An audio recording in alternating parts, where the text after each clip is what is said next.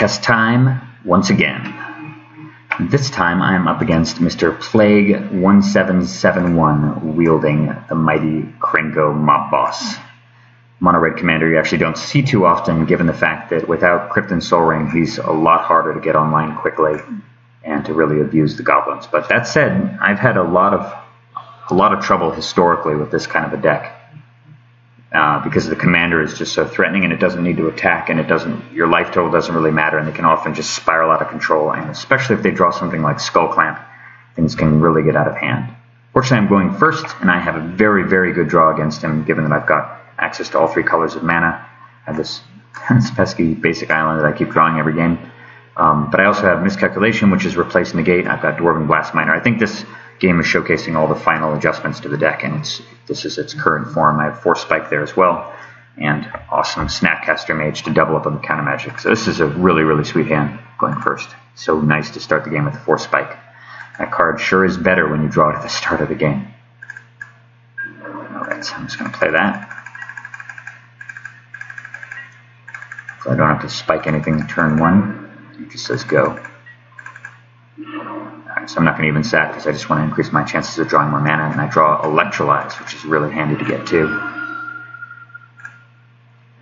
And I decided that there's probably not too much you can do turn two, and I'm just going to play my Dwarven Blast Miner here, because sometimes these Goblin decks do play with non-basic lands. They play with Goblin Burrows and Valakut, and sometimes obviously Ancient Tomb. I'm sure he's playing Ancient Tomb, so putting Miner out here prevents him from wrecking me with Ancient Tomb on turn two. It is a little risky because you could have something like Ancient Tomb Blood Moon or something like that, or Ancient Tomb Magus of the Moon, which would actually, Magus of the Moon wouldn't be bad because I did draw my basic island. I would be able to kill it. But there's bad things that can happen. I figure that it's worth it just getting the Blast Miner out on turn two, because I don't think that there's that much you can do yet. Kess Grenzo Havoc Razor. An amazingly strong goblin. In fact, I think Grenzo is way, way better than Krenko. It costs half as much mana. And this guy can just run roughshod all over you if your opponent has lots of creatures. It's kind of like an Edric. You can just exile tons of cards off the top of your deck and cast whatever the hell he wants to among the cards that he removes. It's pretty deadly. Unfortunately, so I just draw Liliana, and I would have loved to have just played her right there and made him sack a creature. But unfortunately, it's one of those situations where I have double red due to a filter land, but I do not have double black. And that's okay. That's fine. I'm not going to attack. I'm just going to say done. See what he does pre-combat. So he goes to his attack step, and inside of his attack step, I just electrolyze away his Grenzo and draw Molten Rain, which I can cast. It's quite nice. And he follows up with Impact Tremors, a card that I see quite a bit in decks like this. Perforos as well. And it's one of those cards that kind of sneaks up on you. It doesn't seem like it does anything at the beginning, but when you start taking 1 damage automatically from every creature that comes out in a format where you do only have 30 life to work with, it can be a little bit scary. But for now, it's not too threatening. All right, awesome. Well, I drew another double black spell that I can't cast. I remember in an earlier video tonight, I pointed out those games where you draw double red and double black and you can't cast both of them. Well, this is one of those games. This is why I play all those filter lands. But I'm certainly Molten Rain that, keep him off of Krenko, Krenko mana. Attack for 1. It's unperturbed and plays 3 mana and really, really punishes me for casting the Molten Rain. There was something to be said there for just saying done, because I've got both Miscalculation and Force Spike and Snapcaster in my hand. I'm not really under any pressure to start destroying lands and tapping out and stuff. Better maybe to at least get him to play his Krenko and counter it that way. Because of something like this, he just has Rabble Master, and that is a nasty as hell creature. I mean, good lord, this thing's so insane. Grey Ogre has come quite a ways since Alpha. I mean, give me a break. This thing makes a free 1/1 every combat, including the turn you play it. It also becomes huge when it's attacking with other goblins, so it's got Goblin Pile Driver abilities. It's just madness how good Rabble Master is. And of course he deals 2 damage to me off Impact Tremors. So I'm going to take 3 this turn, which is pretty sick. Alright. Well, I didn't draw land there either, so things are looking pretty dire. I decide what I can do is I can Night's Whisper, and if I don't draw a land, I still at least have the Force Spike to protect me against Krenko next turn, so I need to just draw cards. Oh, beautiful. Okay, so I get a land and a diamond, and unlike my last opponent, I'm going to actually play my Mox Diamond with the last land in my hand, because that's what it's good for. And that gives me the ability to miscalc here, which is pretty nice too. And potentially, if he decides to attack me with Rabblemaster, I can actually throw out the Snapcaster Mage too, especially if he casts something pre-combat. Because, of course, if he attacks first, I can't Snapcaster it, because if he does have a fourth land, he can play Krenko afterward, and I've got no answers to that, and it would kill me extremely quickly. So he plays a Goblin Bros. He does have a fourth mana source. And then, for no reason I can discern at all, before combat, he plays Metallic Mimic. I've never been more happy to see a Metallic Mimic come down in a Goblin tribal deck. This thing is so good, by the way. If you're playing any tribal deck, in any format, commander related, put Metallic Mimic in your deck. It is so insane. Look at how good this guy is. It's a 2/1 for 2, so it's already fairly efficient, and it buffs all your creatures from that point on, just from being in play. But since he did me the courtesy of playing it before the attack step, now I can do this cool trick. Well, it's not really that cool of a trick. Look, guys, one neat trick to get rid of your opponent's Goblin Rabblemaster. Block it with a 2/1 flash. Sweet. I'm not blocking. Of course, I'm not blocking here yet because he just played a non-basic land that I can blow up with Blast Miner. Oh man, so nice to draw Fatal Push here. Not just because it's an answer to the Metallic Mimic, which is a huge problem, but also because I'll be able to double up on it with Kess later. And of course, I'm not going to screw around here. I'm just going to mine away that land, even if it means I'm taking a bit of a beating. But he is down to 3 cards in hand, so it's not really that much pressure, provided that he doesn't have a cheaper Goblin. And I do know that I've got the Fatal Push in response, so if he does tap out, or he casts something that would get, like Dragon Fodder, something that would give him multiple 2/2 Goblins, that I can just shoot him down with, or shoot the Mimic down with Fatal Push before he gets bigger creatures. And he plus casts Tuk the Explorer. If ever there's a creature you want to Skull Clamp, it's this guy.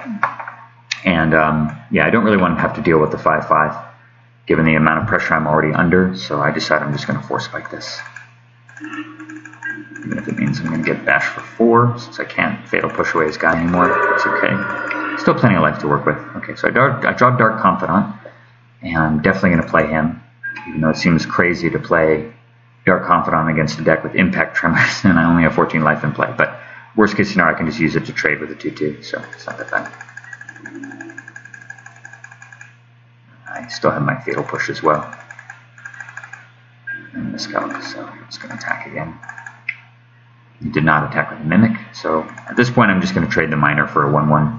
I'll take the other 2 damage because I kind of feel like I at least should get 1 use at a Dark Confidant. Maybe I'll take... I think the average CMC in the deck is probably below 2, so on average I'm not going to take enough damage to really justify not blocking right now, though it was certainly tempting. And then he plays Skull Clamp, which is super annoying, especially because I have no way to deal with that. And here's one rare situation where Negate would have been better than Miscalc, because I obviously would stop the Skull Clamp. But then he casts Goblin Recruiter. Ugh. So actually, when the guy played this, I had a long talk with Nate about what we should do. And I thought that there was a reasonable case for not countering it, because I felt that there was a reasonable chance that he might get a bunch of 3-mana goblins, like get the War Chief Chain. I know he doesn't have another land in play, and I have an Ice Quake, so I could Ice Quake away his mountain after he had effectively stunted growth himself with a bunch of 3-mana goblins. But the problem is this pesky Skull Clamp, and because he has Skull Clamp, it means that even if I were to effectively stunt him, he could just clamp up one of his guys, and I'm going to have to block it due to being only a 12, which would mean that he might draw past the stunted growth portion of his deck and actually get to another mana source and be fine. So with that in mind, in that convoluted thought pattern, I decide I have to miscalc this Goblin Recruiter, as bad as that feels. Alright, come on deck, do not punish me. Don't be bad, Dark Confidant, don't be bad. Yes, Ancient Tomb, beautiful, 2 land, that is so amazing. Okay, so he's down to 2 cards in hand. And I feel that this is probably the time to play my Kess. And the reason being is that I've still got the black mana available to cast Fatal Push. I need a big creature in play to just stymie the offense before I take any more damage, because the Impact Tremors is a really big deal.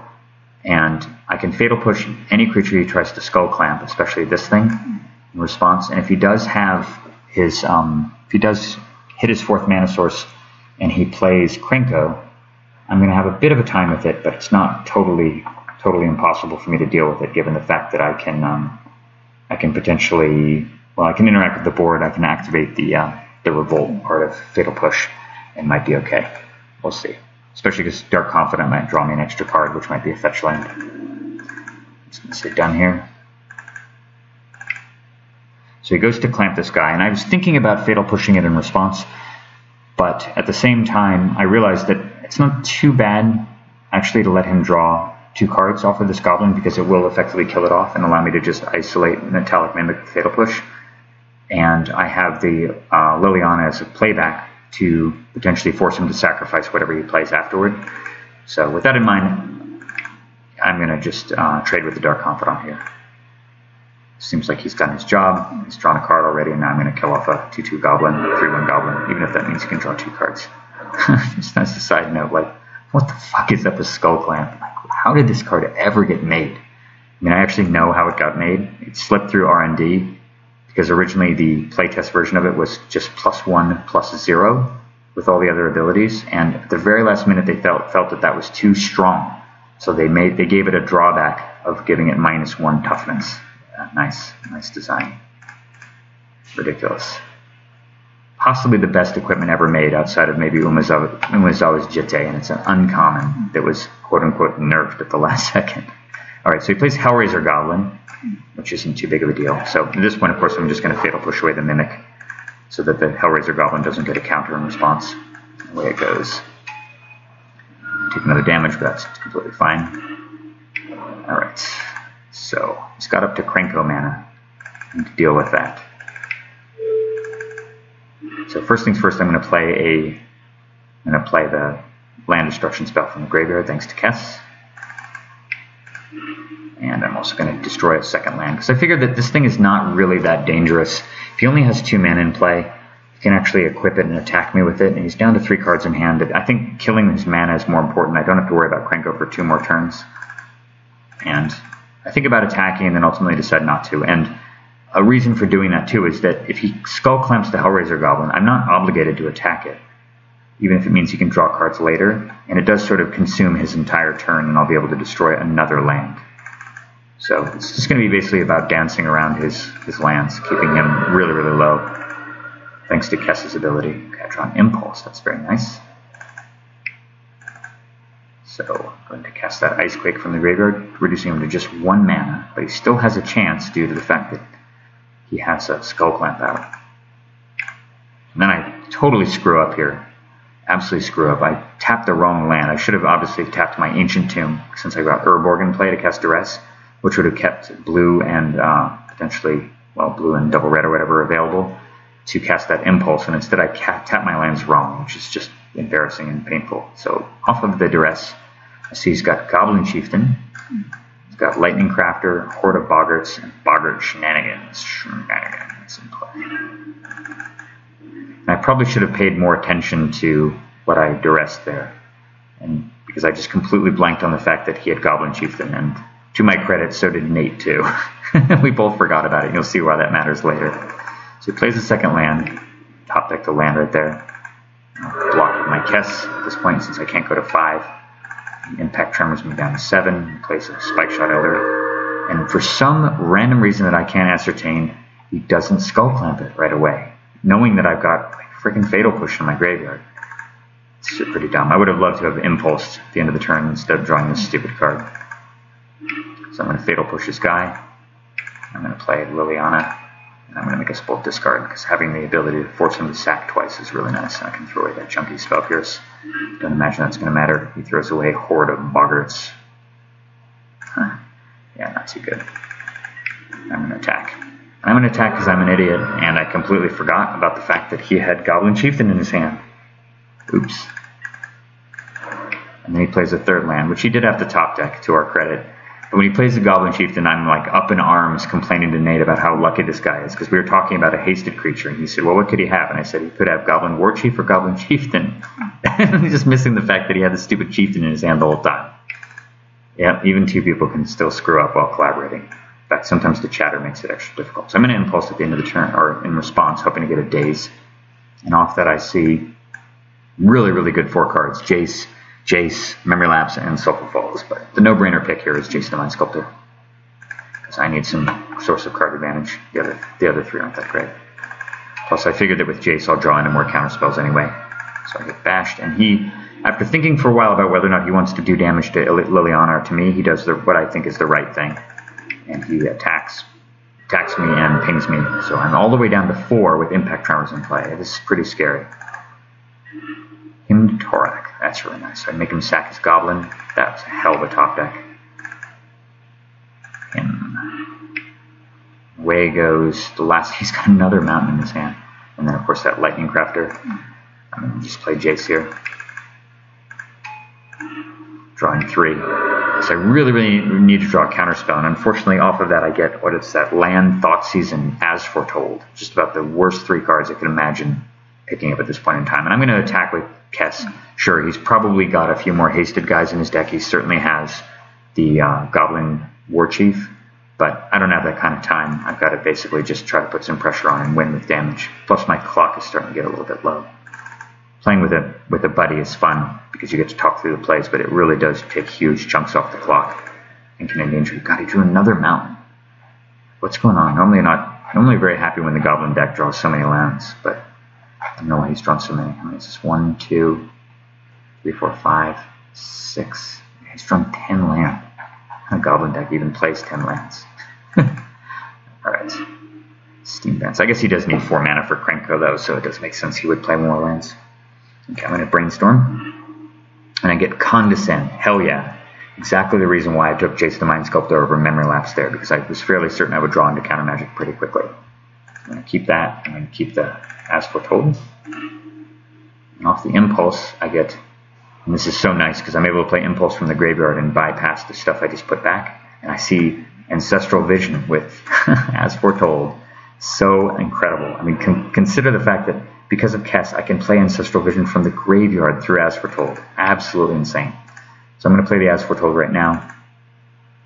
This is a little bit greedy, given the fact that it is tapping me down to a blue and an Ancient Tomb, although I could Condescend for 2 if it was a super emergency. And but I really wanted to cast that Ancestral Vision right there. So I did that. And of course I can't cast it a second time from the graveyard because I already cast Impulse, but it's totally cool. I'm going to make myself discard one of these, the useless Dimmer Aqueduct. Attack for 3. Alright, he's down to 0 cards. And it's funny because this seems like a situation I just could not lose, right? He's down to 0 cards in hand. I've got double Planeswalker, I've Kess, multiple counterspells in hand, and As Foretold. Like, how could I lose, right? Well, it's possible. Because your opponent can draw multiple things you have to counter, or they can draw uncounterable stuff. And just bad things can happen. And Skullclamp just makes it all possible for him. So he taps 2 land and casts Hammer of Perforos, which is quite a good card in Krenko. I've seen it many times before, and it is actually very problematic right now. I could have tapped 2 mana to Condescend and gone down to 2 life, but I decided I just don't want to take the risk and the possibility they would have a card like Sudden Shock or something and kill me at 2. So I have other ways of dealing with the Hammer of Perforos, mainly through continued land destruction. So it's not the end of the world. I can always just block the guys too. I don't have to attack with Kess anymore. So I draw 3. What the hell happened there? Okay, I guess that's my upkeep. Put a counter there. Draw Forbid. I'm going to draw 3 with Jace the Mind Sculptor.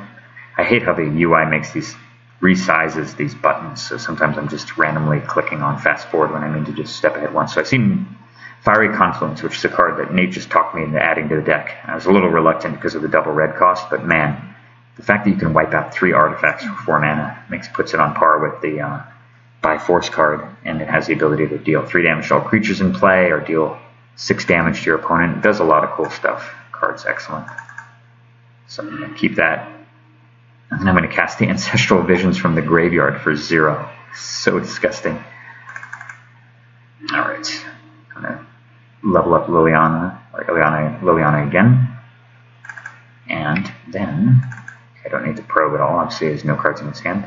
I'm down to 4 minutes on the clock, so I'm actually playing really fast here and not really thinking things through. But I'm even going to Misty Fiery Confluence away. Like, the best play, of course, would have been to cast a Nightscape Familiar, which would have made Condescend cheaper, Forbid cheaper, and, of course, Fiery Confluence cheaper.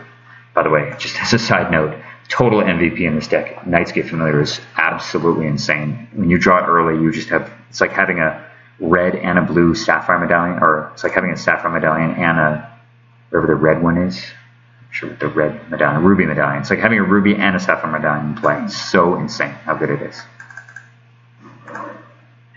And actually, it reduces the cost of Kess by 2, I think. I guess it just reduces her by 1. But regardless, it's amazing. This thing's a 2. So I could have, the best play, of course, would have been to cast Knight's Gate Familiar through As Foretold, and then play Fiery Confluence from the graveyard to blow up all these artifacts. But I was rushing due to the clock, and just did that instead. But whatever, problem solved, and I've got a Regenerator out now.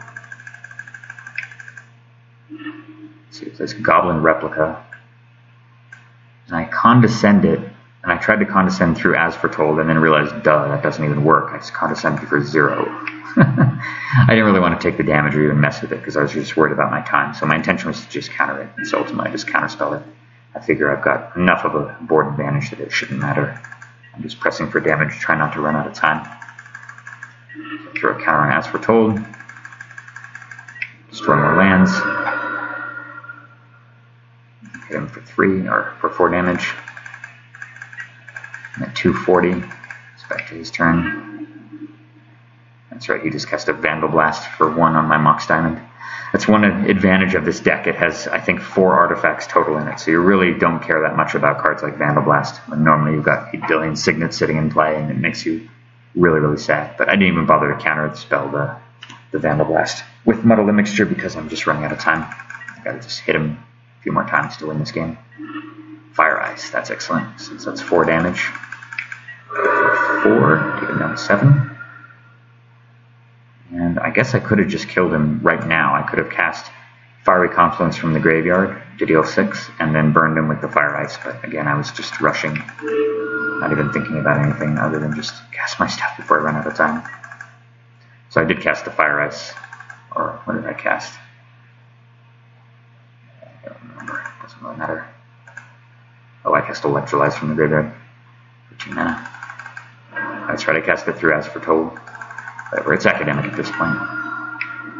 It's down to 3. And that is the game with a minute on the clock. You can see, it seems like I had more time than I really did, but it takes so long to execute actions on Magic Online, especially given the fact that I'm connecting from New Zealand right now, and it's fairly laggy, that I just needed to make sure that I did not run out of time and lose a game that was completely unlosable due to a time constraint. But very, very cool showcase, I thought, of making some tough decisions against an aggressive mono-red deck. And seeing Kess do its thing, you can really, really see how potent the land destruction package is. It's pretty impressive, given the fact that you don't play with that many LD spells, but the fact that the commander can double up on everything really means that you can often destroy 7-8 lands well out into a game. I mean, we're not sure what turn we're on. He's got 71 cards left. He only has 3 land in play. Just a real testament to what Kess can do. Hope you guys enjoyed that game. I intend to record quite a few more as this deck continues to evolve. And I think Nate is putting it together too, so you can watch him play it as well. See you guys soon. Take care.